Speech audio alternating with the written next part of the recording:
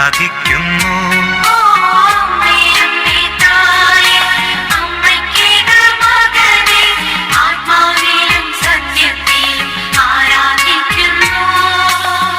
അമ്മേ അമ്മേ തായേ അപ്പമില്ലാതാകുമ്പോൾ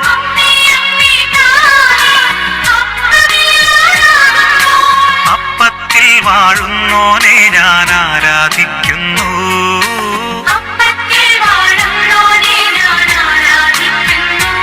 ഓ അമ്മേ അമ്മേ തായേ അമ്മയ്ക്കേക മകനെ ആത്മാവിലും സത്യത്തിലും ആരാധിക്കുന്നു. Mr. Rajan Samuel, a great missionary in Hindi heartland, first class with distinction. പിതാവിന്റെയും പുത്രന്റെയും പരിശുദ്ധാത്മാവിന്റെയും നാമത്തിൽ ആമേൻ. ഈശോ മിശിഹായിക്ക് സ്തുതിയായിരിക്കട്ടെ. ഞാൻ രാജൻ സാമുവേൽ, മാതൃച്ഛായ മിനിസ്ട്രി കഴിഞ്ഞ 5 വർഷമായിട്ട് ഹിന്ദി ഭാഷയിൽ ഹിന്ദി നാട്ടിലുള്ള വിശ്വാസികൾക്ക് വേണ്ടി ദിവസവും രാവിലെ 5 മണിക്ക് ഒരു ബൈബിൾ ക്ലാസ് അപ്ലോഡ് ചെയ്തു വരികയായിരുന്നു. പല മലയാളി സ്നേഹിതരും എന്നോട് മലയാളത്തിൽ ഒരു ക്ലാസ് എടുക്കുന്നതിന് വേണ്ടി ആവശ്യപ്പെട്ടതനുസരിച്ച് ഈ കഴിഞ്ഞ ദിവസങ്ങളിൽ എല്ലാ ശനിയാഴ്ചയും ഞായറാഴ്ചയും ബൈബിൾ കോഴ്സ് നടക്കുകയായിരുന്നു. കഴിഞ്ഞ 1.5-2 വർഷമായിട്ട് ഹിന്ദിയിൽ എല്ലാ ശനിയും ഞായറാഴ്ചയും ബൈബിൾ കോഴ്സ് നടക്കുമായിരുന്നു. മെയ് 31 ബൈബിൾ ക്ലാസ് തീർന്നു. അപ്പോൾ ഞാൻ ഓർത്തു ആ ശനിയും ഞായറും ഇനിയും മലയാളത്തിൻ്റെ കുറേ ക്ലാസ്സുകൾ എടുക്കാനായിട്ട്. ബാക്കി തിങ്കൾ തൊട്ട് വെള്ളിയാഴ്ച വരെ ഇതേ ചാനലിൽ ഹിന്ദിയിൽ ഉള്ള ക്ലാസ്സുകൾ തുടർന്നുകൊണ്ടിരിക്കും. എല്ലാ ദിവസവും രാവിലെ 5 മണിക്ക് ഒരു ബൈബിൾ ക്ലാസ് ഇടുകയാണ് എൻ്റെ പതിവ്. 5 വർഷം മുമ്പ് ഹിന്ദിയിൽ ഞാൻ ക്ലാസ് തുടങ്ങിയപ്പോൾ വിശുദ്ധ കുർബാനയെക്കുറിച്ചുള്ള ക്ലാസ്സാണ് തുടങ്ങിയത്. നമുക്കറിയാം, ജൂൺ മാസം പരിശുദ്ധ ഹൃദയത്തിൻ്റെ ഭക്തിക്ക് വേണ്ടി സമർപ്പിച്ച മാസമാണ്. 5 വർഷം മുമ്പ് ഇതേ ജൂൺ മാസത്തിലാണ് ഞാൻ ഹിന്ദി ചാനലും തുടങ്ങിയത്. എന്തുകൊണ്ടോ വീണ്ടും മലയാളത്തിൽ ഒരു ക്ലാസ് എടുക്കുവാനും വേണ്ടിയുള്ള അവസരം കിട്ടിയതും ജൂൺ മാസത്തിൽ തന്നെ. അതുപോലെ എനിക്ക് പ്രേരണയായിട്ട് വന്നത് വിശുദ്ധ കുർബാനയെക്കുറിച്ച് ക്ലാസ് എടുക്കുവാനായിട്ടാണ്. ഒരു 5-6 ക്ലാസ് വിശുദ്ധ കുർബാനയെക്കുറിച്ച് എടുക്കാൻ പോവുകയാണ്. ഇതിന് പുറകിലായിട്ടുള്ള ഒരു കാര്യം, ഈ അടുത്ത ദിവസങ്ങളിൽ ഞാൻ എൻ്റെ ഒരു റിലേറ്റീവിൻ്റെ ഭവനത്തിലോട്ട്, ഞാൻ പത്തനംതിട്ടയാണ് താമസിക്കുന്നത്, പത്തനംതിട്ടയിൽ നിന്നും നമ്മുടെ കേരളത്തിൻ്റെ അതിർത്തി തമിഴ്നാട് ഭാഗത്ത് കൊല്ലം ജില്ലയിലെ ആര്യങ്കാവിലോട്ട് ഞാൻ യാത്ര പോയി. ഇവിടെ നിന്ന് രാവിലെ പോകുന്ന വഴിയിൽ ഒരു പള്ളിയിൽ കയറി കുർബാനയിലൊക്കെ സംബന്ധിച്ചിട്ടാണ്, പിന്നെ ഒരു കടയിൽ കയറി ബ്രേക്ക്ഫാസ്റ്റൊക്കെ കഴിച്ച് പിന്നെയാണ് ഞങ്ങൾ യാത്ര തുടർന്നുകൊണ്ടിരുന്നത്. അതുകൊണ്ട് അവിടെ ചെന്നപ്പോഴത്തേന് ഒരു 10-10:30 കഴിഞ്ഞു. അത് കഴിഞ്ഞിട്ട് ഊണ് കഴിഞ്ഞാൽ ഉടനെ തിരുവനന്തപുരത്ത് മാറിവാനിയോസിൻ്റെ കബറടത്തി വരെ പോകാൻ വേണ്ടി അവിടെ പോയിട്ട് തിരിച്ച് പിന്നെ പത്തനംതിട്ടയാണ്. ഒരു ലോങ് യാത്ര. അതുകൊണ്ട് കൂടുതലായിട്ട് ആര്യങ്കാവിൽ നിൽക്കുവാൻ സാധിച്ചില്ല. അപ്പോഴവിടെ ഒരു കൊച്ചു മോനുണ്ട്. ഇന്നപോലെ ഞങ്ങൾ രാവിലെ ബ്രേക്ക്ഫാസ്റ്റിൻ്റെ സമയത്തൊക്കെ അവിടെ എത്തും, വെളുപ്പിന് ഇവിടെ തിരിക്കുമെന്ന് പറഞ്ഞു. ഇടയ്ക്ക് കുർബാനയ്ക്ക് കയറി ബ്രേക്ക്ഫാസ്റ്റ് കഴിച്ചിട്ട് എത്തുമെന്നല്ല പറഞ്ഞിരുന്നത്. അതുകൊണ്ട് അവർ പ്രതീക്ഷിച്ച് ഞങ്ങൾ ബ്രേക്ക്ഫാസ്റ്റിൻ്റെ സമയത്താകുമ്പോഴത്തേനും അവിടെ ചെല്ലും. ഉച്ചയ്ക്ക് അത് കഴിഞ്ഞിട്ട് തിരുവനന്തപുരത്തിന് പോകാനാണ്. അപ്പോൾ ഞങ്ങൾ ചെന്ന ഉടനെ ഒരു 2 മണിക്കൂറേ നിന്നുള്ളൂ. അതുകൊണ്ട് ആ കൊച്ചു മകന് ഒരു വിഷമം, ഞങ്ങൾ പെട്ടെന്ന് പോകുന്നു. അപ്പോൾ അവൻ എൻ്റെ അടുത്ത് വന്നിട്ട് ഒരു ചോദ്യം ചോദിച്ചു. ഞാൻ ഇതുപോലെ ദിവസവും കുർബാനയ്ക്ക് പോകുന്നുണ്ട്, അപ്പോൾ വന്ന വഴിയിലും ഏതോ പള്ളിയിൽ കയറി കുർബാന അറ്റൻഡ് ചെയ്തിട്ടാണ് വന്നത്, അതൊരു ദിവസമാണ്. അപ്പോൾ ആ മകൻ എന്നോട് ചോദിച്ചത്, ഈ ദിവസവും കുർബാനയ്ക്ക് പോകുമോ? ഞാൻ പറഞ്ഞു, പോകും. അതിൽ ബോറാകത്തില്ലയോ? ദിവസവും കുർബാനയ്ക്ക് പോകുന്നതിൽ ബോറാകത്തില്ലയോ? ആ മകന്റെ ഒരു ചോദ്യം. സത്യമാണ് ആ മകൻ ചോദിക്കുന്നത്. വിശുദ്ധ കുർബാനയെപ്പറ്റി, അതിൻ്റെ ശക്തിയെപ്പറ്റി, അതിൻ്റെ രഹസ്യങ്ങളെക്കുറിച്ച് അറിയാത്തവർക്ക് വിശുദ്ധ കുർബാന ഒരു ബോറിംഗാണ്. ഈ ബോറിംഗ് കാരണം അനേകം പേര് വിശുദ്ധ കുർബാനയിൽ പോകുന്നുണ്ടെങ്കിൽ താമസിച്ചു പോകും. ചിലർ വല്ലപ്പോഴും ഒക്കെ പോകും. ഞായറാഴ്ചകളിൽ പോലും സമയത്തിന് കുർബാനയ്ക്ക് ചെല്ലുവാനോ അല്ലെങ്കിൽ എല്ലാ ഞായറാഴ്ചകളിലെങ്കിലും കുർബാനയിൽ പങ്കെടുക്കുവാനോ ശ്രമിക്കാത്ത പലരുമുണ്ട്. അതിൻ്റെ പിന്നിലത്തെ കാരണം അവർക്ക് കുർബാന ഒരു ബോറിംഗാണ്. ഇന്നത്തെ യുഗത്തിൽ, ആ കൊച്ചു കുഞ്ഞ് വളരുന്ന യുഗത്തിൽ, എല്ലാ ദിവസവും ബ്രേക്ക്ഫാസ്റ്റിന് പുട്ടുതാലിനെ കൊടുക്കുകയാണ് അല്ലെങ്കിൽ ഇഡലി മാത്രം കൊടുക്കുകയാണെങ്കിൽ ആ കൊച്ചു ബോറായി പോകും. അതിന് വെറൈറ്റി വേണം. അത് പഠിക്കുന്ന സ്കൂളിൽ ഒരേ ടീച്ചർ തന്നെ പഠിപ്പിക്കുകയാണെങ്കിൽ ആ കൊച്ചു ബോറാകും. ഓരോ 40 മിനിറ്റ് കഴിയുമ്പോഴും ഓരോ പീരീഡ് കഴിഞ്ഞിട്ട് വേറൊരു ടീച്ചർ അവിടെ വരും. സബ്ജക്റ്റുകൾ മാറും. ഇങ്ങനെ കണ്ട് അനുഭവിച്ചുകൊണ്ടിരിക്കുന്ന ആ കുഞ്ഞിന് വിശുദ്ധ കുർബാനയെക്കുറിച്ചുള്ള കൂടുതൽ അറിവില്ലാത്തതിനാൽ അതിൻ്റെ ആ ചോദ്യം സത്യമാണ്. അതാണ് എന്നെ പ്രേരിപ്പിച്ചത്. മലയാളം ക്ലാസ് എടുക്കാൻ ഞാൻ ഇങ്ങനെ ആഗ്രഹിച്ച് തുടങ്ങാമെന്ന് വിചാരിച്ച് പ്രാർത്ഥിച്ചപ്പോൾ എനിക്ക് കിട്ടിയ ഒരു സബ്ജക്റ്റ് ഇതാണ്, വിശുദ്ധ കുർബാനയെ പറ്റി തന്നെ. മനുഷ്യന് വിശുദ്ധ കുർബാനയെ കുറിച്ചുള്ള ശരിയായ ബോധമില്ലാത്തതിനാൽ അത് എന്താണെന്ന് പോലും അറിയാതെ എന്തോ ഒരു ഫംഗ്ഷനിൽ പോയി നിൽക്കുന്നു. അവിടെ കിട്ടുന്ന എന്തോ ഒരു ഓരോ പ്രോഗ്രാമുകളിലൊക്കെ പ്രസാദം കൊടുക്കുന്ന രീതിയിൽ അവിടെ കൊടുക്കുന്ന അതിനെ വാങ്ങിക്കുന്നു. അല്ലാതെ അതിൽ കൂടുതൽ ഭക്തിയോ വിശ്വാസമോ അറിവോ ഇല്ലാതെ പലരും ഇതുപോലുള്ള തെറ്റിദ്ധാരണകളിലും, ഈ തെറ്റിദ്ധാരണ കാരണം തങ്ങളുടേതായ സഭകൾ സ്ഥാപിച്ച് മാറുന്നതായിട്ടും നമുക്ക് കാണുവാൻ സാധിക്കും. അതിനാൽ നമുക്ക് ചെയ്യേണ്ടത് ഏറ്റവും അത്യാവശ്യമായിട്ടുള്ള ഒരു കാര്യം വിശുദ്ധ കുർബാനയെക്കുറിച്ചുള്ള ശരിയായ അറിവ്. ക്രിസ്തുവിനെക്കുറിച്ചുള്ള അറിവുണ്ടെങ്കിൽ വിശുദ്ധ കുർബാനയെക്കുറിച്ചുള്ള അറിവ് നമുക്കുണ്ടായിരിക്കണം. ക്രിസ്തു ഈ ലോകത്തിലേക്ക് വന്നത് കുർബാനയായി നമ്മളോടൊപ്പം വസിക്കാനാണ്. വിശുദ്ധ ബൈബിൾ മുഴുവനും ഇതിന് സാക്ഷിയായിട്ട് തരികയാണ്. അതുകൊണ്ടാണ് ഞാൻ പറഞ്ഞ ഇനി വരുന്ന കുറെ ക്ലാസ്സുകൾ പഴയ നിയമത്തിലും പുതിയ നിയമത്തിലും യേശു ചെയ്ത പണികളിലും എല്ലാം ഈ വിശുദ്ധ കുർബാനയെ കേന്ദ്രീകരിച്ചുള്ള കാര്യങ്ങൾ ഞാൻ പറഞ്ഞു തരാൻ പോവുകയാണ്. ഇത് പഠിക്കുന്നതോടുകൂടി, ഇത് കേൾക്കുന്നതോടുകൂടി വിശുദ്ധ കുർബാനയിലുള്ള നിങ്ങളുടെ വിശ്വാസം വർദ്ധിക്കട്ടെ എന്ന് ഞാൻ പ്രാർത്ഥിക്കുകയും ചെയ്യുന്നു. കത്തോലിക്ക സഭയുടെ മതബോധന ഗ്രന്ഥം കാറ്റഗിസം ഓഫ് കാത്തലിക് ചർച്ച് 1324 ഖണ്ഡികയിൽ 1324 സെക്കൻഡ് വത്തിക്കാൻ കൗൺസിലിന്റെ ലൂമൻ ജെൻസിയം പാരഗ്രാഫ് 11 കോട്ട് ചെയ്തുകൊണ്ട് അവിടെ പഠിപ്പിക്കുന്നത്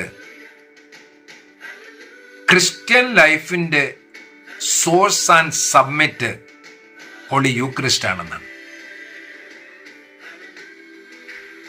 ക്രിസ്തീയ ജീവിതത്തിന്റെ ഉറവിടവും അത്യുത്ത സ്ഥാനവും വിശുദ്ധ കുർബാനയാണ്. വിശുദ്ധ കുർബാനയാണ് ക്രിസ്തീയ ജീവിതത്തിന്റെ സെന്റർ എയിം എന്നാണ്.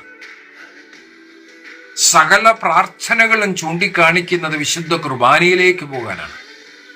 നമ്മൾ പാട്ടുപാടിയാലും, നമ്മൾ ദൈവത്തെ ആരാധിച്ചാലും, നമ്മൾ എന്ത് ചെയ്താലും, യാമപ്രാർത്ഥനകൾ നടത്തുന്നു, നൊവേനകൾ നടത്തുന്നു, എന്ത് പ്രാർത്ഥനകൾ നടത്തിയാലും, ഏത് കൂദാശകൾ സ്വീകരിച്ചാലും എല്ലാം നമ്മളെ ചൂണ്ടുപലകയായിട്ട് നിർത്തുന്നത് വിശുദ്ധ കുർബാനയാണ്. വിശുദ്ധ കുർബാനയിലേക്കുള്ള ചൂണ്ടുപലകകൾ മാത്രമാണ് ബാക്കിയെല്ലാം. ഇനി എൻ്റെ വരുന്ന ക്ലാസ്സുകളിലെല്ലാം ഇതാണ് ഞാൻ പഠിപ്പിക്കാൻ പോകുന്നത്. എന്തുകൊണ്ടാണ് സെക്കൻഡ് വത്തിക്കാൻ കൗൺസിലിലെ ലൂമിൻ ജെൻസിയം ആർട്ടിക്കിൾ 11 ഇത് പറയുന്നത്? Eucharist is the source and summit of Christian life. ക്രിസ്തീയ ജീവിതത്തിൻ്റെ ഉറവിടവും അച്യുത സ്ഥാനവും സബ്മിറ്റ് വിശുദ്ധ കുർബാനയാകുന്നു എന്ന്.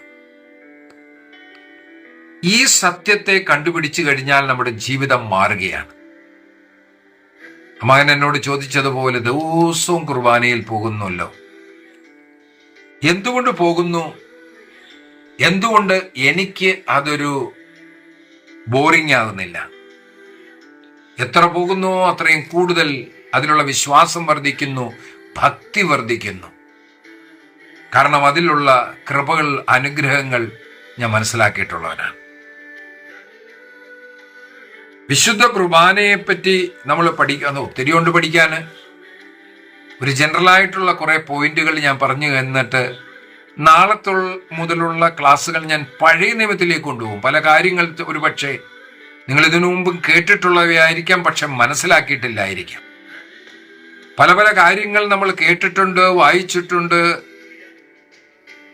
പക്ഷേ അതിനെ വിശുദ്ധ കുർബാനയോട് ചേർത്ത് വെച്ച് നമ്മൾ കണ്ടിട്ടില്ല.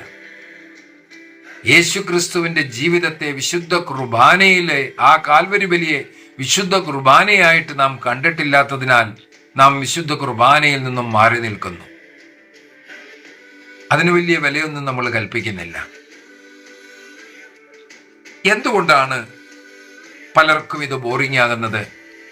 പലരും വിശുദ്ധ കുർബാന ചൊല്ലുന്ന പള്ളികളെ വിട്ടിട്ട് വെറും പാട്ടും വചനം മാത്രം കേൾക്കാനായിട്ട് എന്തിനു പോകുന്നു?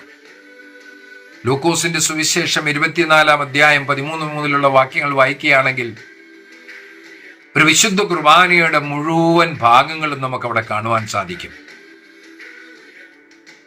ലത്തീൻ റൈറ്റിലുള്ള വിശുദ്ധ കുർബാന ഈ ലൂക്കോസിന്റെ സുവിശേഷം 24 അധ്യായത്തെ പറിച്ചു വച്ചിരിക്കുകയാണ്. ഞാൻ ലത്തീൻ സഭയോട് ചേർന്ന് 40 വർഷം നോർത്ത് ഇന്ത്യയിലായിരുന്നു.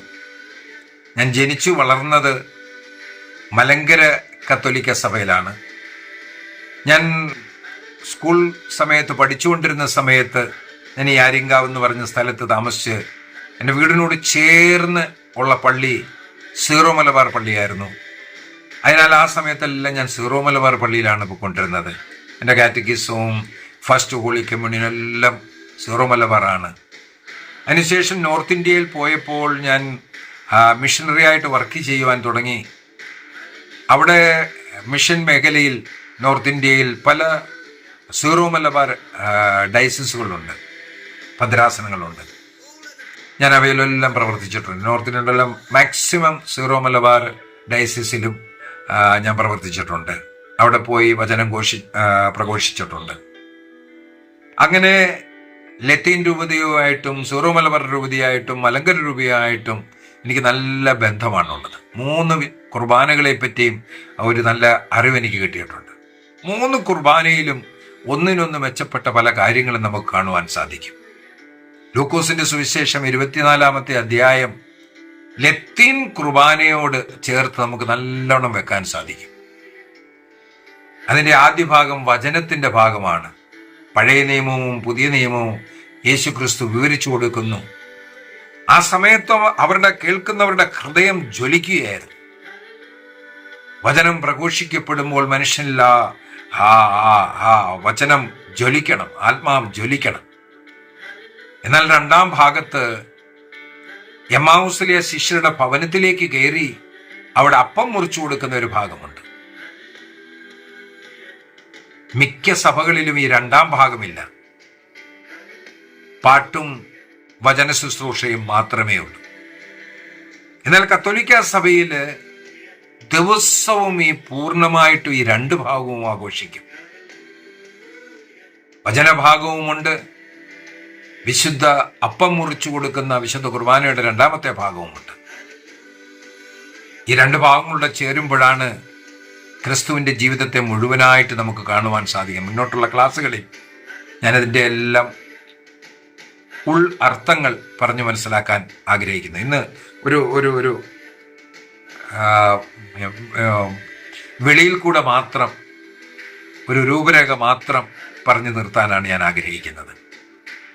എന്തുകൊണ്ടാണ് നമുക്ക് വിശുദ്ധ കുർബാന ബോറിംഗ് ആയി പോകുന്നത്? അതിൻ്റെ ഒന്നാമത്തെ കാര്യം വിശുദ്ധ കുർബാനയെക്കുറിച്ചുള്ള അറിവ് ഇല്ലായ്മ. ശരിയായിട്ട് നമ്മൾ പഠിച്ചിട്ടില്ല, നമ്മുടെ സഭയിൽ അതിനെക്കുറിച്ച് പഠിപ്പിക്കുന്നില്ല. ഈ ഒരു കുറവുമുണ്ട്. മനുഷ്യർ അതിന് അത്ര വില കൊടുക്കുന്നില്ല, അതിൻ്റെ അർത്ഥം മനസ്സിലാക്കുന്നില്ല, അതിൽ കിട്ടുന്ന കൃപകളെക്കുറിച്ച് മനസ്സിലാക്കുന്നില്ല. ഞായറാഴ്ചയും മാറാനായ പെരുന്നാളുകളിലും വിശുദ്ധ കുർബാനയിൽ പങ്കെടുക്കണമെന്നുള്ള 10 കൽപ്പനകളിലെയും സഭയുടെ ഒന്നാമത്തെ കൽപ്പനയുടെയും കാരണം പലരും വിശുദ്ധ കുർബാനയ്ക്കായിട്ട് പോകുന്നുണ്ട്. കൽപ്പന കാരണം, നിയമം കാരണം, അല്ലെങ്കിൽ അത് പാപമാണെന്നുള്ള വിശ്വാസത്താൽ. ചിലർ അന്ന് പോയി എല്ലാവരും ഒരു സോഷ്യൽ, എല്ലാവരെയും ഒന്ന് കണ്ട് കേട്ട് വരാമല്ലോ, എൻ്റെ ഒരു അറ്റൻഡൻസും ആകും, അല്ലെ അച്ഛൻ എന്ത് തീരുമാനിക്കും, എന്ത് ചിന്തിക്കും, ഇങ്ങനെയുള്ള പോയി ഒരു അറ്റൻഡൻസ് കൊടുക്കൽ, എല്ലാവരുമായിട്ടൊന്ന് കാണുവാൻ, അല്ലെങ്കിൽ നമ്മുടെ ഫാഷൻ പരേഡുകളൊക്കെ ഒന്ന് കാണിക്കുവാൻ കിട്ടിയ ഒരു അവസരമായിട്ട്. വിശുദ്ധ കുർബാനയെക്കുറിച്ച് ശരിയായ ഉൾക്കാഴ്ചയുള്ളവർ ഇതിലൊന്നുമല്ല ശ്രദ്ധിക്കുന്നത്, അവരുടെ ശ്രദ്ധ കർത്താവിലായിരിക്കും. ഇങ്ങനെയുള്ളവർക്ക് ബോറിംഗ് ഉണ്ടാവും. അവർ പോയി കൈയും കെട്ടി അവിടെ കുത്തി നിൽക്കത്തേ ഉള്ളൂ.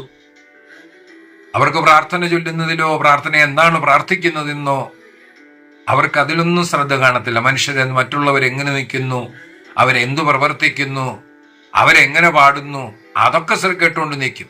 അവരുടെ വസ്ത്രധാരണം എങ്ങനെയാണ്, മറ്റുള്ളവരെ നോക്കി സമയം ചെലവഴിക്കുന്ന ഒരു കൂട്ടർ പള്ളിയിൽ പോകുന്നു. പക്ഷെ അവരുടെ ശ്രദ്ധ മൊത്തം മറ്റുള്ളവരിലാണ്. അവരെവിടെ നോക്കുന്നു, അവരെങ്ങോട്ട് പോകുന്നു, അവരെന്തു ചെയ്യുന്നു, അവരെന്ത് ധരിച്ചിരിക്കുന്നു, ഈ വക കാര്യങ്ങളായി റിപ്പോർട്ട് വാങ്ങിക്കാനും വേണ്ടി, മറ്റുള്ളവരെ നോക്കിക്കാണാനും വേണ്ടി പോകുന്നവർ. അറിവില്ലായ്മ കാരണം അവർക്ക് വിശുദ്ധ കുർബാന വെറും ഒരു പ്രോഗ്രാം മാത്രമാണ്, എന്തോ ഒരു പ്രോഗ്രാം. ആ പ്രോഗ്രാം നടത്തുന്ന സ്റ്റേജാണ് അവർക്ക് ബലിപീഠം. അവിടെ അച്ഛൻ ചെയ്യുന്നത് പ്രവൃത്തികൾ ഒരു ആക്ടർ നിന്നുകൊണ്ട്, ഒരു ഹീറോ നിന്നുകൊണ്ട് ചെയ്യുന്ന പോലെ എന്തോ ചെയ്യുന്നു എന്നുള്ള ഒരു വിചാരം. അത് കഴിഞ്ഞിട്ട് അവസാനം ഈ അപ്പം കിട്ടുന്നത് അതും തിന്നുകൊണ്ട് ഇറങ്ങിപ്പോകുന്നു. ഒന്നിലും വിശ്വാസമില്ലാതെ അവർക്കതൊരു അന്നത്തെ ഒരു പരിപാടി, ഒരു 1 ഡേ പ്രോഗ്രാം. എന്നാൽ വിശുദ്ധ കുർബാന എന്തെന്ന് അറിഞ്ഞു കഴിയുമ്പോൾ, വിശുദ്ധ കുർബാനയിൽ യേശുവിനെ കണ്ടുമുട്ടാനുള്ള, യേശുവിനെ കണ്ട് യേശുവുമായിട്ട് ഒന്നാകാനുള്ള ഒരു ആഗ്രഹത്തോടു കൂടി പ്രാർത്ഥനയിലും ഭക്തിയിലും അവിടെ ആയിരിക്കുമ്പോൾ ഒരുവന്റെ ജീവൻ മാറുകയാണ്. അങ്ങനെയുള്ളപ്പോൾ ആ ഓൾട്ടർ ക്രിസ്തുവിനെ കണ്ടുമുട്ടാനുള്ള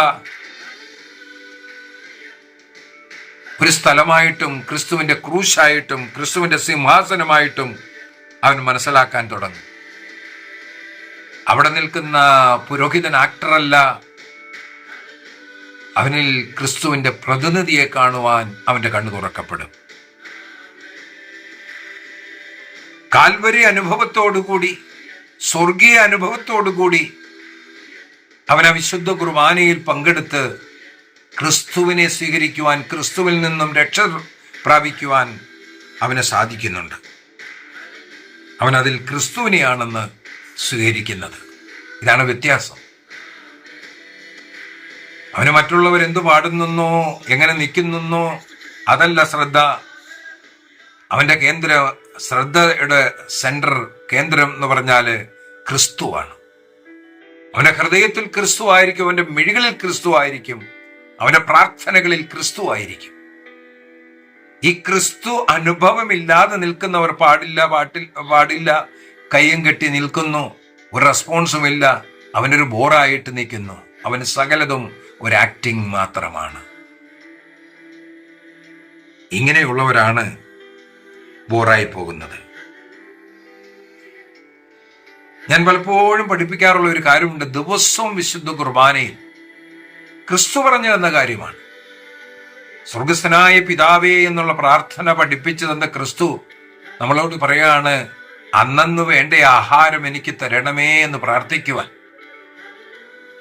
യോഹന്നാന്റെ സുവിശേഷം 6-ാമത്തെ അധ്യായം 53 മുതലുള്ള വാക്യങ്ങൾ അങ്ങോട്ട് വായിച്ചു പോയത് വളരെ നല്ലതാണ്.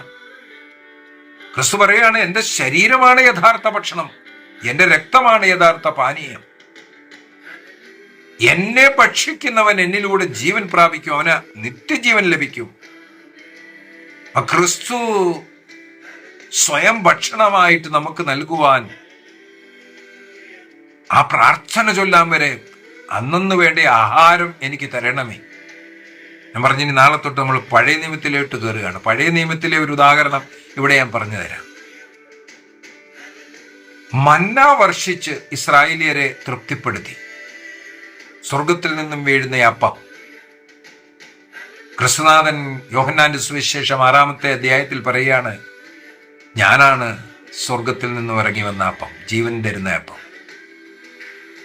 മന്ന ഒരു ദിവസത്തേക്ക് മാത്രമേ ശേഖരിക്കാൻ ഒക്കത്തുള്ളൂ. നാളത്തേക്കൂടി ഇന്ന് ശേഖരിച്ചു വെച്ചാൽ അത് നാളത്തേക്ക് ഉപയോഗിക്കാൻ കൊള്ളത്തില്ല. അന്നന്ന് വേണ്ട മന്ന അന്നന്ന് ശേഖരിക്കാനാണ് നിയമം പറഞ്ഞിരിക്കുന്നത്.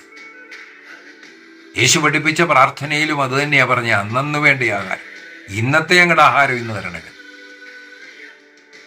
ഒരു ഞായറാഴ്ച പോയി കഴിഞ്ഞിട്ട് ഒരാഴ്ചത്തേക്കുള്ള അപ്പം ശേഖരിച്ചു വെക്കാൻ ഒക്കുകയില്ല. ദിവസവും മന്ന ശേഖരിക്കണം, ദിവസവും വിശുദ്ധ കുർബാനയിൽ പോകണം, ക്രിസ്തുവിനെ സ്വീകരിക്കണം എന്നതിൻ്റെ ഒരു മുന്നോടിയായിട്ടാണ് ആ നിയമം മന്നയ്ക്ക് കൊടുത്തിരുന്നത്. അതുകൊണ്ട് വിശുദ്ധ കുർബാനയിൽ ദിവസവും പങ്കെടുക്കണമെന്നുള്ളതാണ് സഭ തന്നെ ആഗ്രഹിക്കുന്നത്. കത്തോലിക്ക സഭയുടെ മതബോധന ഗ്രന്ഥം 1389 1389 ഇത് എഴുതി വച്ചിരിക്കുകയാണ്. സഭ ആഗ്രഹിക്കുകയാണ് ജനങ്ങൾ എന്നും വിശുദ്ധ കുർബാനയിൽ പങ്കെടുക്കണം. പക്ഷെ അതൊരു നിയമമാക്കാൻ ഒക്കത്തില്ല. കാരണം ജനങ്ങൾ പലരും ജോലി ചെയ്യുന്നത് മറ്റ് പ്രശ്നങ്ങളുള്ളവരുണ്ട്. അതുകൊണ്ടാണ് ആഴ്ചയിൽ ഒരു ദിവസത്തെ, ഞായറാഴ്ചത്തെ മാത്രം കടമുള്ള ദിവസമാക്കി എഴുതിയത്. പക്ഷെ സഭ ആഗ്രഹിക്കുകയാണ് ദിവസവും എല്ലാവരും വിശുദ്ധ കുർബാനയിൽ പങ്കെടുത്ത് ക്രിസ്തുവിനെ സ്വീകരിക്കണമെന്ന്. മനുഷ്യന് ക്രിസ്തുവിനെ സ്വീകരിക്കണമെന്നുള്ള ആഗ്രഹം വേണം. ഞാൻ പലപ്പോഴും ചോദിക്കാറുള്ള ഒരു ചോദ്യമുണ്ട്. വിശുദ്ധ കുർബാനയിൽ പോകുന്നവർക്ക് അവിടെ നിന്ന് അച്ഛൻ ദിവസവും ഒരു ഗോൾഡ് കോയിനാ കൊടുത്തിരുന്നുവെങ്കിൽ, ഹലോ ശ്രദ്ധിച്ച് കേൾക്കുക, വിശുദ്ധ കുർബാനയ്ക്ക് പകരമായിട്ടൊരു ഗോൾഡ് കോയിനാണ് അച്ഛൻ അവിടെ ഡിസ്ട്രിബ്യൂട്ട് ചെയ്തിരുന്നുവെങ്കിൽ എല്ലാ ദിവസവും പള്ളി എത്രമാത്രം നിറയുമായിരുന്നു.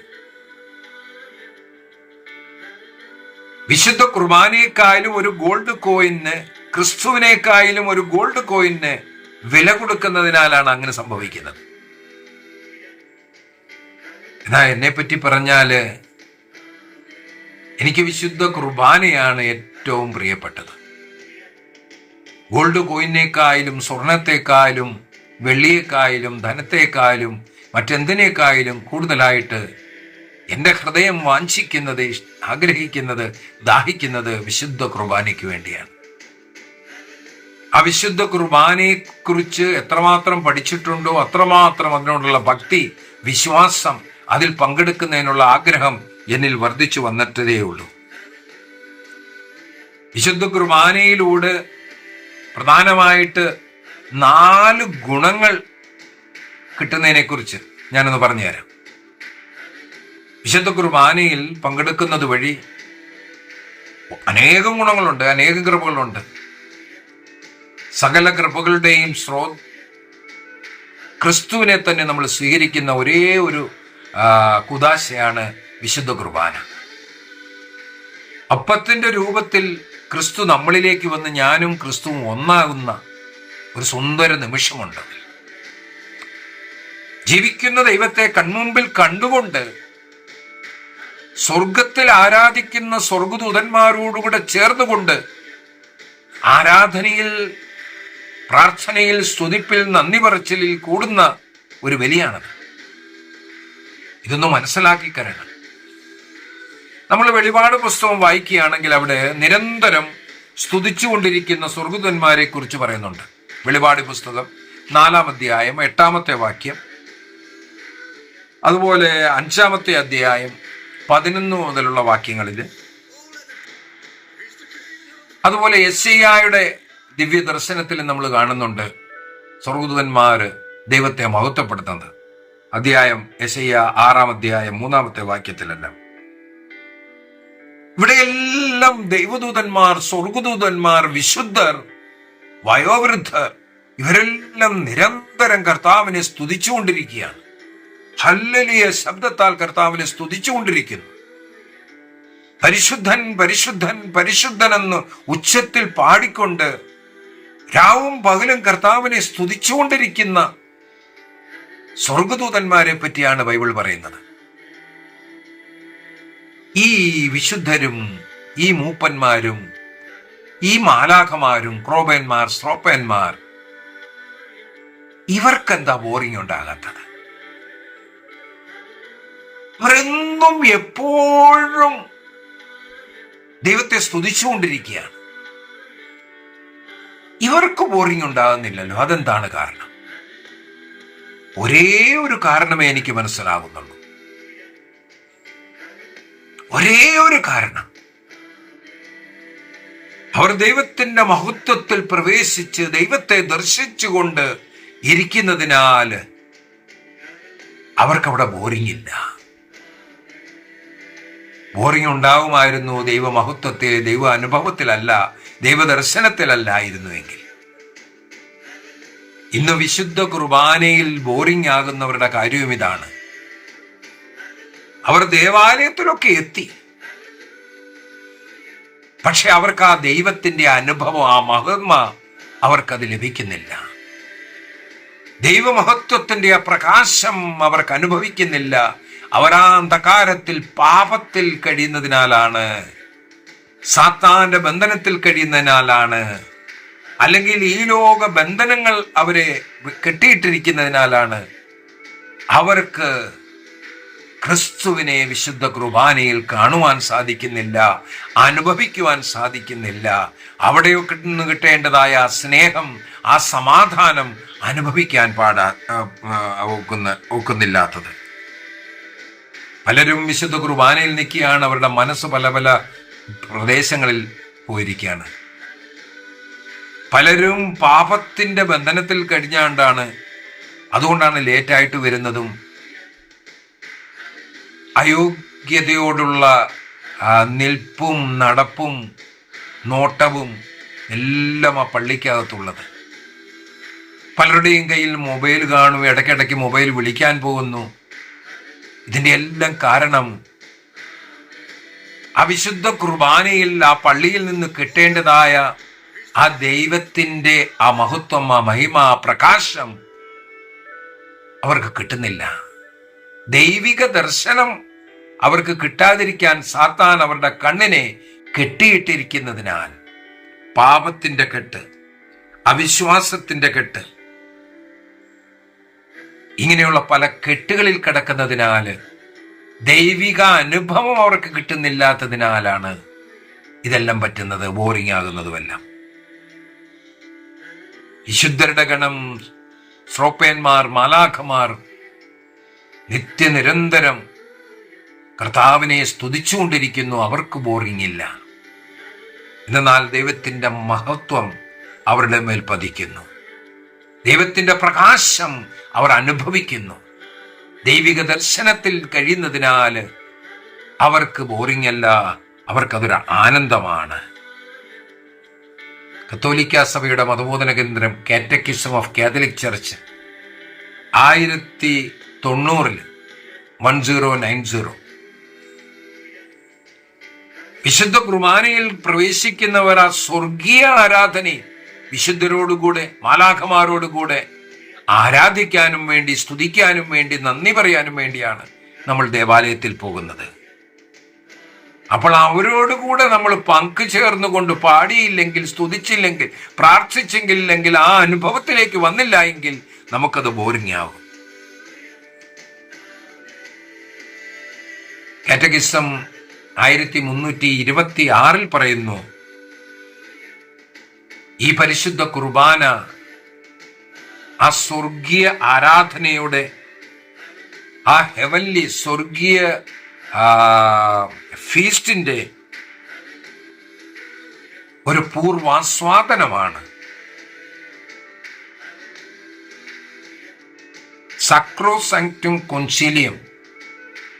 സക്രോസാങ്ക്റ്റും കൊൻസീലിയം SC 8 ഇത് പറഞ്ഞു തരികയാണ്. ഈ ലോക ലിറ്ററജി സ്വർഗീയ ലിറ്ററജിയിലെ പങ്കുചേരലാണ്.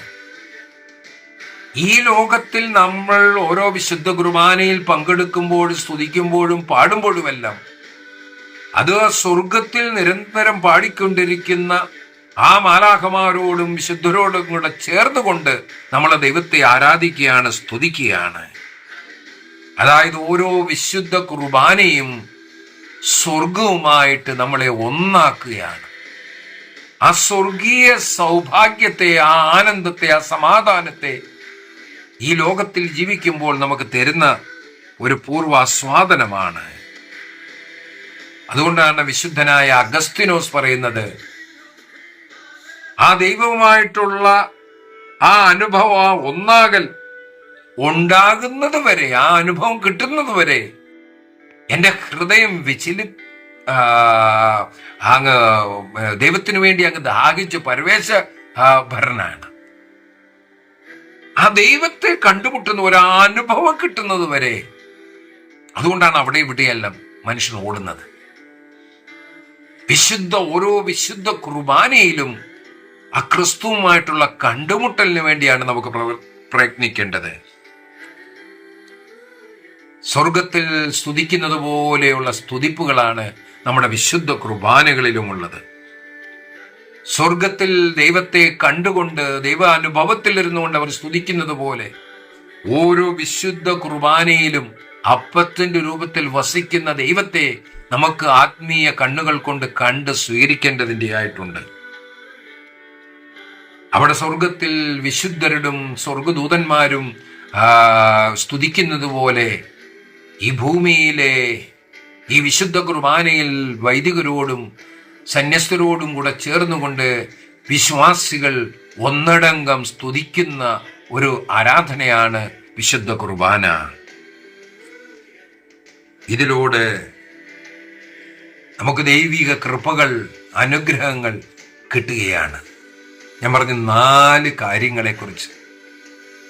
4 കാര്യങ്ങളിൽ ഒന്നാമത്തേത്, നമ്മളിതിൽ സംബന്ധിക്കുമ്പോൾ ഇത് ഈ ദൈവം നമുക്ക് വേണ്ടി അർപ്പിച്ച ആ ബലിയാണ്. ആ ബലിയിലൂടെ നമ്മുടെ പാപങ്ങൾ മോചിക്കപ്പെടുകയാണ്. പ്രത്യേകിച്ച് നമ്മൾ കുമ്പസാരിച്ച് ഏറ്റുപറയാത്ത, വിട്ടുപേക്ഷിക്കാത്ത ചില ചെറിയ ചെറിയ പാപങ്ങളുണ്ട്. ചിന്തകളിലൂടെയും നോക്കുന്നതിലൂടെയും സംസാരത്തിലൂടെയും ഒക്കെ നമ്മൾ ചെയ്തു പോകുന്ന ചെറിയ ചെറിയ പാപങ്ങളുണ്ട്. വിശുദ്ധ കുർബാനയിൽ സംബന്ധിക്കുന്നത് വഴി, അതിൻ്റെ വിശുദ്ധ കുർബാന സ്വീകരണം വഴി ആ പാപങ്ങളെല്ലാം കഴുകിക്കളയുകയാണ്. നമ്മളെ പാപം ചെയ്യുന്നതിൽ നിന്നും അകറ്റി നിർത്തുവാന്, ഒരു വിശുദ്ധ ജീവിതം നയിക്കുവാനായിട്ട് അനുദിന ബലി നമ്മളെ സഹായിക്കുകയാണ്. പാപത്തിന് അവസരം നമ്മുടെ മുമ്പിൽ വരുമെങ്കിലും നമ്മൾ പാപം ചെയ്യാതെ അതിൽ നിന്ന് ഓടിയകലുവാനുള്ള ശക്തി ഈ വിശുദ്ധ കുർബാനയിൽ പങ്കെടുക്കുന്നത് വഴി ഒരാൾക്ക് ലഭിക്കും. വിശുദ്ധിയിലേക്ക് വളരുവാനായിട്ട് ഇത് അത്യന്താപേക്ഷിതമാണ്. അടുത്തത്, നമുക്കൊരു ഷുവറായിട്ടുള്ള ഒരു കാര്യമുണ്ട്. നമ്മൾ ഈ വിശുദ്ധ കുർബാനയിൽ അർപ്പിച്ചുകൊണ്ട് എന്തെല്ലാം പ്രാർത്ഥിക്കുന്നുവോ അത് നമ്മുടെ കർത്താവ് തരുമെന്നുള്ളത്. കർത്താവിനെ നമ്മൾ മുന്നിൽ കണ്ടുകൊണ്ട്, നമ്മളോടൊപ്പം വസിക്കുന്ന കർത്താവിനെ കണ്ടുകൊണ്ട് യാചിക്കുകയാണ്. നമ്മൾ എന്തെല്ലാം യാചിച്ചാലും അത് നമുക്ക് തീർച്ചയായിട്ടും കിട്ടും എന്നുള്ള ഒരു ഉറപ്പ് പലപ്പോഴും പറഞ്ഞു കൊടുക്കാറുണ്ട്. കൂടെ വിശുദ്ധ കുർബാനയിൽ പങ്കെടുത്തുകൊണ്ട് നമ്മുടെ ഭവനത്തിൻ്റെ, നമ്മുടെ കുഞ്ഞുങ്ങളുടെ, മറ്റുള്ളവരുടെ എല്ലാ ആവശ്യങ്ങളെ കർത്താവിന് മുമ്പാകെ വെക്കണം. ഈ വിശുദ്ധ കുർബാനയിൽ നമ്മൾ സമർപ്പിക്കുന്ന പ്രാർത്ഥനകൾ വ്യർത്ഥമായി പോവുകയില്ല. അത് തീർച്ചയായിട്ടും നമുക്ക് സംഭവിച്ചു കിട്ടിയിരിക്കും, നമുക്ക് കിട്ടിയിരിക്കും. അത് നമ്മുടെ ആവശ്യമായാലും മറ്റുള്ളവരുടെ ആവശ്യമായാലും വിശുദ്ധ കുർബാനയിൽ സമർപ്പിച്ച് പ്രാർത്ഥിക്കുക. കുഞ്ഞുങ്ങളുടെ പരീക്ഷയ്ക്ക് മുമ്പ് കുഞ്ഞുങ്ങളെ അതിനുവേണ്ടി തയ്യാറാക്കി കുർബാന അർപ്പിച്ച് പ്രാർത്ഥിച്ചിട്ട് പരീക്ഷയ്ക്ക് വിടുക. ഇതുപോലെ ഓരോ കാര്യങ്ങളിലും വിശുദ്ധ കുർബാനയോടുകൂടെ ചേർത്ത് വെച്ചുകൊണ്ട് ജീവിക്കണം.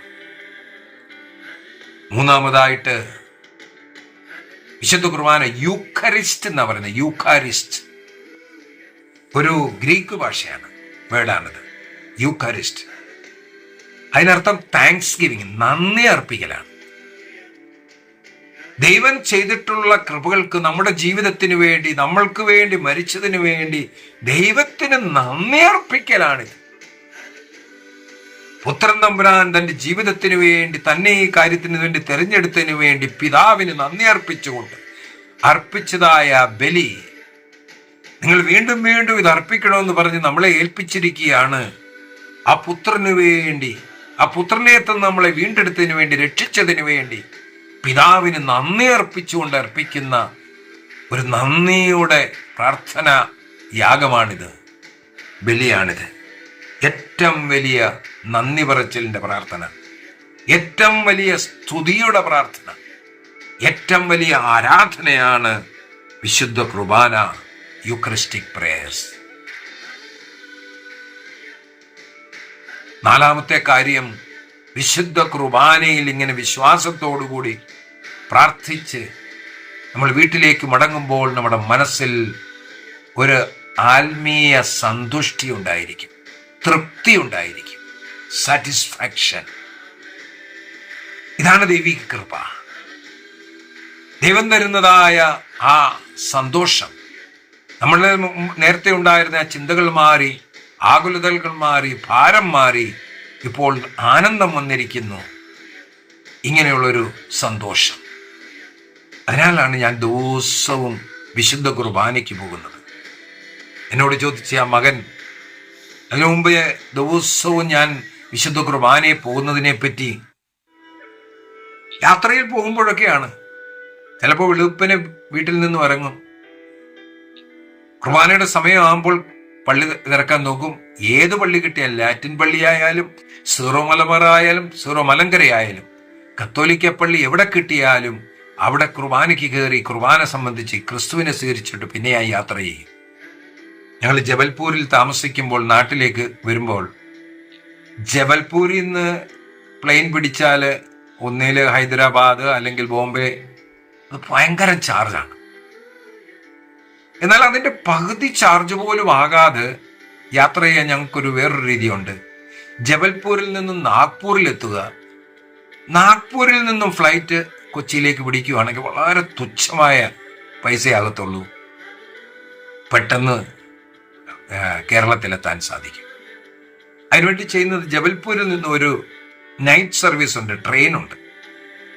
ആ നൈറ്റ് ട്രെയിനിന് കയറി രാവിലെ നാഗ്പൂരിൽ ഇറങ്ങുന്നു.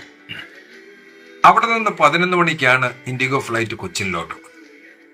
ഞങ്ങൾ പല പ്രാവശ്യവും അങ്ങനെയാണ് ചെയ്തത്. നൈറ്റ് ട്രെയിൻ പിടിച്ച് നാഗ്പൂരിൽ ഒരു 6 മണി അടുത്തോടുകൂടിയാണ്. ഞാൻ തിരക്കി വെച്ചിട്ടുണ്ട് കുർബാന നടക്കുന്ന സ്ഥലം. നാഗ്പൂർ കത്തീഡ്രലിലോട്ടാണ്. എനിക്ക് ഓർമ്മയുണ്ട്, പല പ്രാവശ്യവും ഇറങ്ങി പെട്ടെന്ന് ട്രെയിനിൽ വെച്ച് തന്നെ തയ്യാറായിരിക്കുകയാണ്. ട്രെയിനിൽ നിന്ന് സാധനങ്ങളെല്ലാം എടുത്ത്, ലഗേജും എടുത്തുകൊണ്ട് ടാക്സി എടുത്ത് ഞങ്ങൾ നേരെ നാഗ്പൂർ കത്തീഡ്രലിൽ പോകും.